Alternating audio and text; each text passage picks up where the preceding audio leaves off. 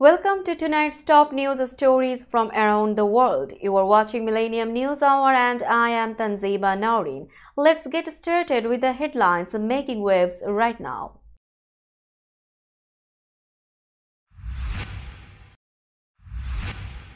Janet Yellen announces $100 million affordable housing fund as shelter costs weigh on Biden. Biden takes fresh immigration moves into debate with Trump. U.S. judge blocks Biden wage rule for construction projects.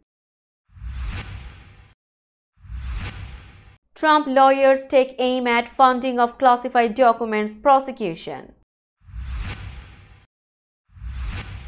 U.S. Supreme Court to hear challenge to ban on transgender care for minors. Midwest flooding collapses a rail bridge, forces evacuations and kills at least one. A fire at a lithium battery factory in South Korea kills 22 mostly Chinese migrant workers. As Russia and North Korea grow closer, China keeps its distance. Terrorists kill 19 people in Russia's Dagestan region.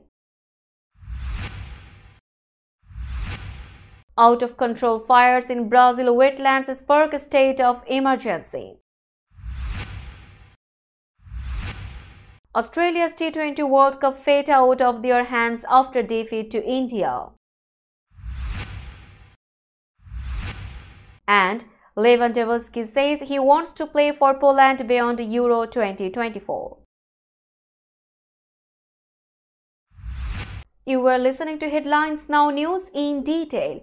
Treasury Secretary Janet Yellen announced new financing initiatives on Monday to support housing development, including a $100 million fund for affordable housing. This announcement comes just days before President Joe Biden faces off against former President Donald Trump in their first debate, where inflation is expected to be a key topic. Recent inflation reports have shown prices cooling slightly, but shelter costs remain high. The June Consumer Price Index found overall inflation flat in May, while shelter inflation rose by 0.4%. The Treasury will provide $100 million over the next 3 years to finance affordable housing projects. Several agencies that finance housing are also being urged to increase their support for new developments. Yellen gave a speech about the housing initiatives in Minneapolis later Monday. The speech was part of her tour around Minnesota, where she met with CEOs and held discussions with housing officials. While President Biden prepares for Thursday's debate at Camp David, Yellen and other cabinet members are promoting the president's economic agenda nationwide. Acting Secretary for Housing and Urban Development Adrian Todman and Transportation Secretary Pete Buttigieg are also traveling across the country to highlight Biden's infrastructure investments. President Joe Biden is heading into a crucial debate with rival Donald Trump this week, armed with new immigration and border policies. Biden supporters hope these moves will boost his standing among skeptical voters. In June, Biden announced two major policy changes: an asylum ban to reduce illegal crossings at the U.S.-Mexico border and a broad legalization plan for long-term residents married to U.S. citizens. These policies highlight the balance Biden is trying to strike as he campaigns for another term in the White House.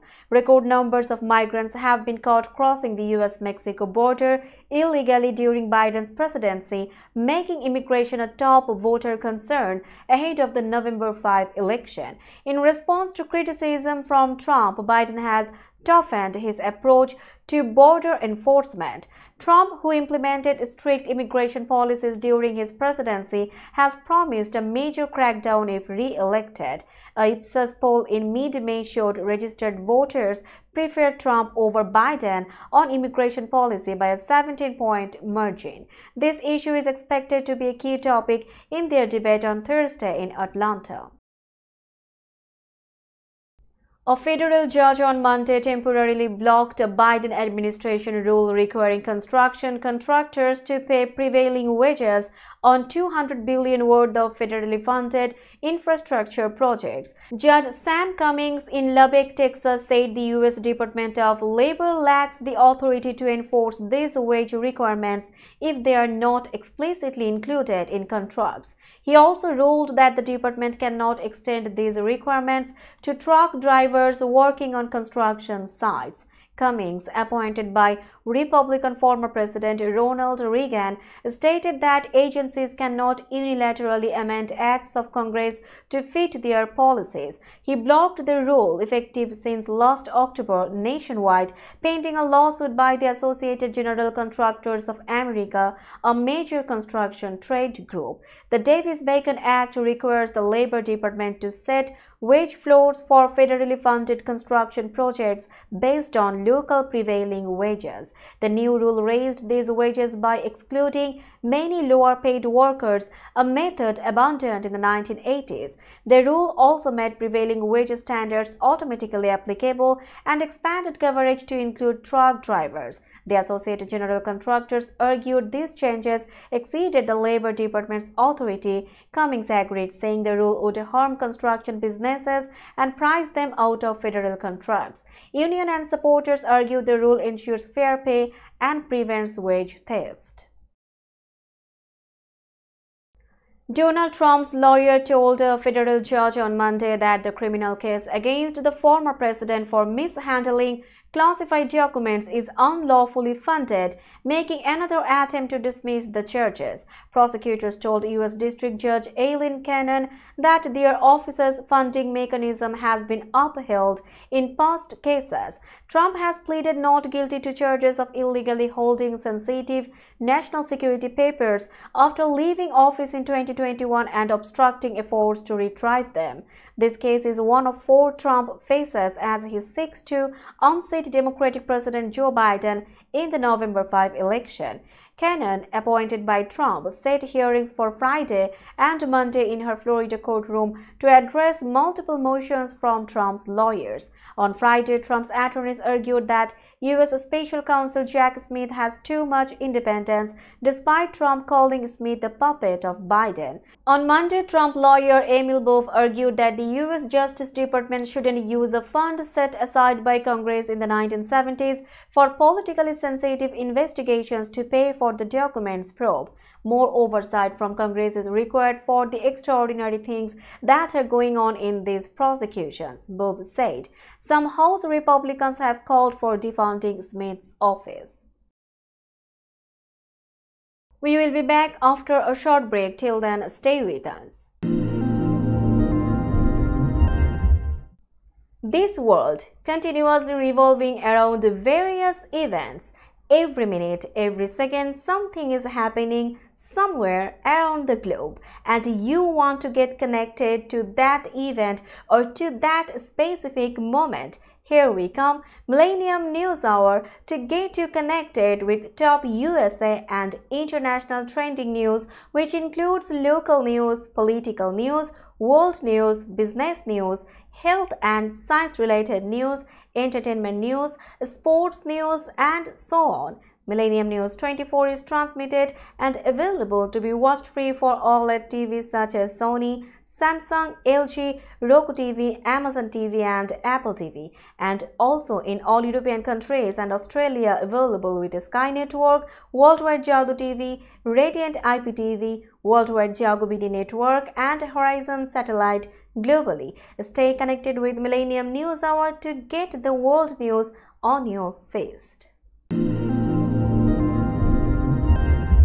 Welcome back to Millennium News Hour. The U.S. Supreme Court agreed on Monday to review the legality of a Republican-backed ban in Tennessee on gender-affirming medical care for transgender minors, diving into another contentious LGBT rights issue. The justices took up an appeal by President Joe Biden's administration of a lower court's decision that upheld Tennessee's ban on medical treatments, including hormones and surgeries, for minors with gender dysphoria. The court will hear the case in its next term, starting in October. Challengers argue that banning care for transgender youth violates the 14th Amendment's equal protection and due process guarantees by discriminating based on sex and transgender status. Republican-led states have passed similar measures targeting treatments for adolescents with gender dysphoria, a condition of distress from a mismatch between one's gender identity and birth sex. Supporters of the restrictions claim the treatments are experimental and harmful. However, medical associations argue that gender-affirming care can be life-saving and effective, noting higher suicide rates associated with untreated gender dysphoria. Several plaintiffs, including transgender youth and their parents, sued in Tennessee to defend these treatments. The U.S. Justice Department also challenged the law. Tennessee Attorney General Jonathan Skrmetti said the law protects kids from irreversible treatments and looked forward to the Supreme Court's decision. The law bans puberty blockers and hormones for purposes inconsistent with a minor's sex, but allows treatments for congenital conditions or early puberty with penalties for healthcare providers who violate it. A railroad bridge collapsed during flooding in the Midwest, causing water rescues, evacuations, at least one death, and worsening a severe heat wave. The bridge, which connected North Sioux City, South Dakota with Sioux City, Iowa, fell into the Big Sioux River late Sunday, according to an emergency manager. Local media showed images of the steel bridge partially underwater as floodwaters surged over it. South Dakota Governor Kristi Noem stated on Monday that this bridge was the main rail link from her state to Iowa. Some trusses collapsed, said Jason Westcott, an emergency manager in Union County, South Dakota. The collapse, which happened around 11 p.m., resulted in no injuries. BNSF Railway, the bridge's owner, had stopped operating it as a precaution due to the flooding, said spokesperson Kendall Sloan. Trains are currently being rerouted. This incident adds to the ongoing challenges faced by the region, which is already dealing with a stubborn heat wave. The flooding has led to widespread disruption and has brought additional misery to residents struggling with extreme weather conditions. Now it's time for global updates.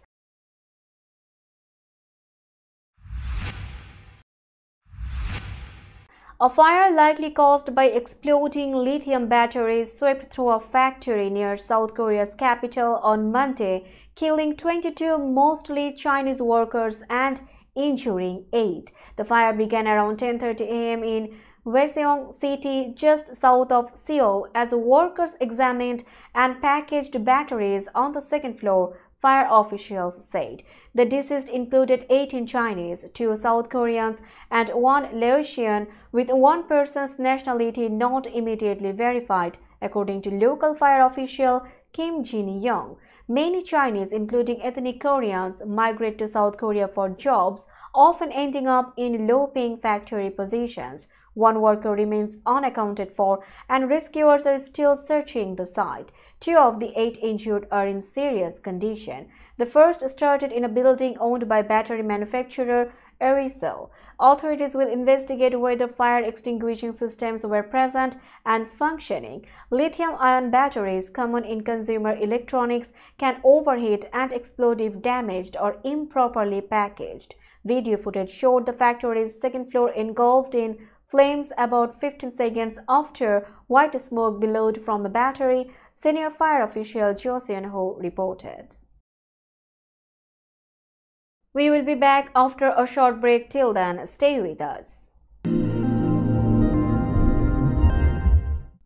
This world continuously revolving around various events.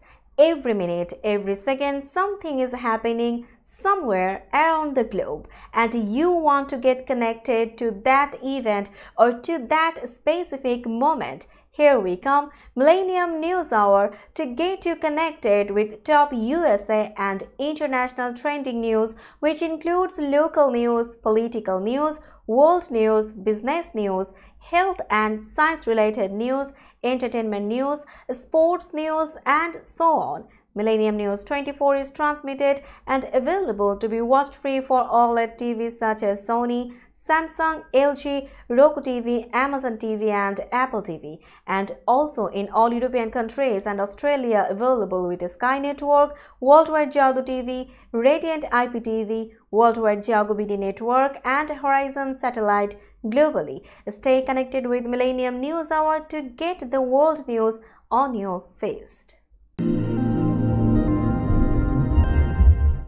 Welcome back to Millennium News Hour. You are watching latest global updates.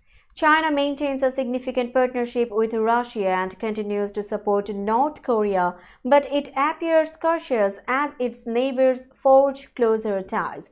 Last week, North Korean leader Kim Jong-un and Russian President Vladimir Putin signed a strategic partnership agreement, including a mutual defense pact, marking their closest relationship since the Cold War. Putin's visit, the first in 24 years, coincides with his efforts to gain support from Pyongyang amid tensions over Ukraine. Reports suggest North Korea may receive military technology from Russia in exchange for munitions, potentially enhancing its nuclear and missile capabilities. Kim described the pact as an alliance, signaling to China, its main ally, that it has a strong ally in Moscow too. This move aims to grab China's attention and influence its policies on regional security. The Mutual Defense Treaty revives a Cold War-era agreement, underscoring North Korea and Russia's intent to support each other against aggression. This development prompts the US to bolster security ties with allies like South Korea and Japan, deepening concerns in Beijing about US military presence in the Asia-Pacific region. A terrorist group targeted Jewish synagogues and Orthodox Christian houses of worship in southern Russia's Dagestan region on Sunday, killing civilians and around a dozen police officers who were defending and responding to the attacks, according to US officials. Reports indicate the attackers used firebombs, firearms, and slit the throat of a high-ranking Orthodox priest during Orthodox holiday services. The Russian government reported that 5 terrorists were killed, with a total of 19 deaths, including 15 police officers. The violence occurred in Makhachkala, the regional capital, and nearby Derbent. Officials attributed the attacks to Islamic extremists in the predominantly Muslim North Caucasus region, marking Russia's deadliest incident since March, when gunmen killed 145 people at a Moscow area concert. ISIS-K, the Islamic State group's affiliate in Afghanistan, claimed solidarity with the attackers, praising them for their strength in the Caucasus. The Institute for the Study of War suggested the Islamic State's North Caucasus branch, Vilayat Kavkaz, likely orchestrated the complex and coordinated attack. Regional authorities in Brazil declared a state of emergency on Monday due to out-of-control fires ravaging the Pantanal, the world's largest tropical wetlands. The fires have surged ahead of the dry season peak, posing a serious threat to this biodiverse region that stretches into Bolivia and Paraguay. The Pantanal is renowned for its rich wildlife, including the highest concentration of jaguars globally. The state of emergency, lasting 6 months, was declared by Mato Grosso do Sul state, which hosts a significant portion of the Pantanal in Brazil. Experts attribute the fires to severe drought conditions exacerbated by intentional burning for agricultural expansion, which has spiraled out of control. Satellite data from the Federal University of Rio de Janeiro shows that 627,000 hectares of the Pantanal have already burned since the beginning of the year. In 2020, the region, slightly larger than England, experienced its worst fire year on record, affecting 30% of the wetlands. This year, there has been a 33% increase in fires compared to the same period last year. We will be back after a short break. Till then, stay with us. This world continuously revolving around various events. Every minute, every second, something is happening somewhere around the globe, and you want to get connected to that event or to that specific moment. Here we come, Millennium News Hour, to get you connected with top USA and international trending news, which includes local news, political news, world news, business news, health and science-related news, entertainment news, sports news, and so on.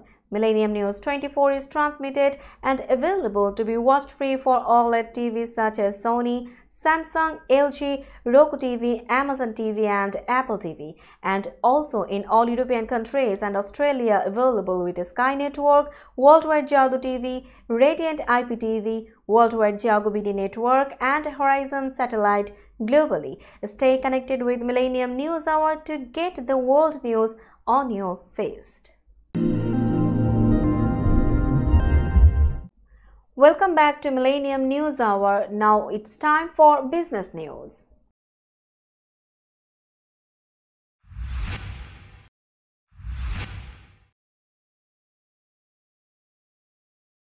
Today's New York stock close price is 17,995.69. The NYSE Composite is decreased by 20.26 points or 0.11%.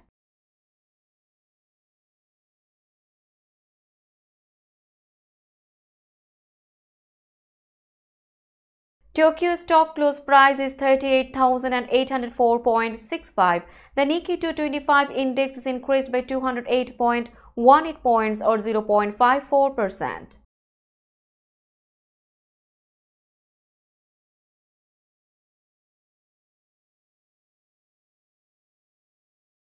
Shanghai stock close price is 2,963.10. The Shanghai index is decreased by 35.04 points or 1.17%.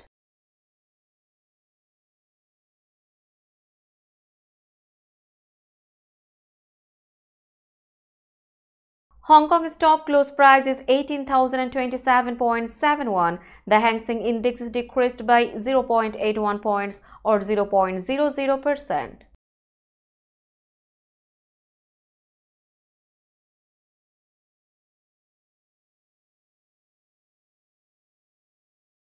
Bombay stock close price is 77,341.08. The Sensex index is increased by 131.18 points or 0.17%.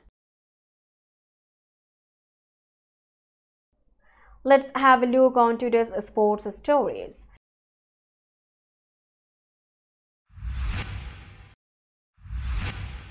Australia's hopes in the 2020 World Cup are hanging by a thread after a crushing defeat to India, spurred by Rohit Sharma's explosive innings of 92 runs off 41 balls. His onslaught powered India to a formidable total of 205 runs for 5 wickets in St. Lucia. In response, Travis Head's resilient 76 kept Australia in contention, but they fell short, finishing at 181 for 7 wickets. This loss means Australia faces elimination if Afghanistan defeats Bangladesh later on Monday in the Caribbean.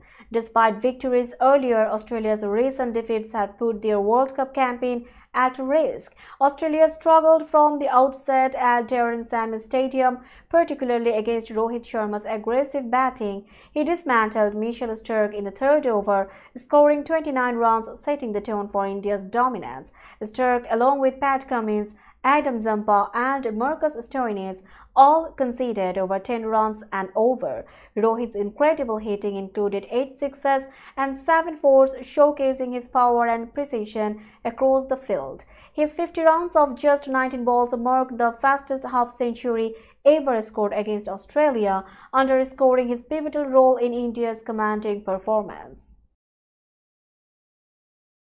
Poland's star striker Robert Lewandowski has affirmed his commitment to continue playing international soccer despite his team's early exit from Euro 2024. With Poland already out of contention, Lewandowski faces France on Tuesday and plans to play the full 90 minutes, while midfielder Kamil Grosicki is retiring after the France match, and goalkeeper Wojciech Szczesny intends to follow suit after Euro 2024. Lewandowski, Poland's most capped player and all-time leading goal scorer with 82 goals in 151 matches, remains resolute about his future. "I'm turning 36 soon. Many wonder how long I will keep playing, but I still have the passion and my decision won't be swayed by others," he stated. Acknowledging his age, Lewandowski expressed optimism about Poland's future, believing the team has potential despite their Euro 2024 disappointment.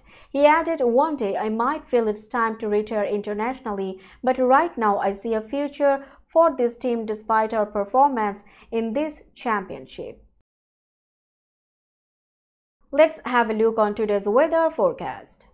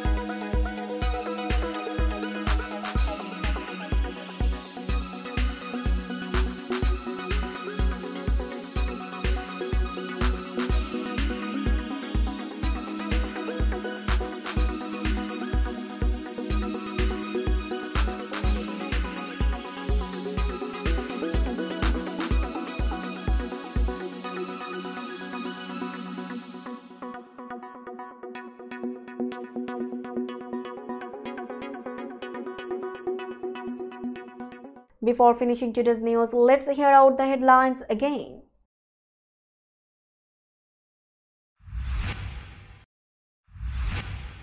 Janet Yellen announces $100 million affordable housing fund as shelter costs weigh on Biden.